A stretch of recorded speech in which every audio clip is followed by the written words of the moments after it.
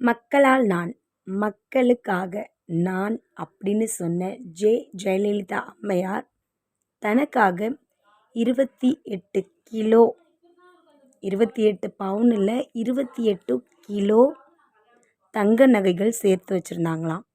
So அந்த நகைகளை கர்நாடக அரசு என்ன பண்ணுறாங்கன்னா, மார்ச் மாதம் 6ஆம் தேதி இல்லை 7ஆம் தேதி தமிழக அரசிட்ட ஒப்படைக்க போகிறாங்க. இந்த கேஸ்க்காக ஆன செலவுகளை தமிழக அரசு கர்நாடக அரசுக்கு 5 கோடி தரணும்.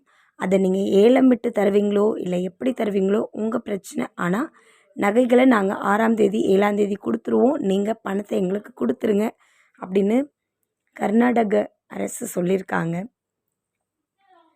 தனக்காக யாருமே இல்லை, மக்கள் தான் எனக்கு எல்லாமே அப்படின்னு சொன்ன ஜெயலலிதா அம்மையார் எதுக்காக தனக்காக இவ்வளவு கிலோவில் நகைகளை சேர்த்து வச்சுருந்தாங்க அப்படின்னு தெரியலை. ஒருவேளை அவங்க இருந்திருந்தாங்கன்னா அந்த நகைகளுக்கான விளக்கத்தை அவங்க கொடுத்துருப்பாங்க.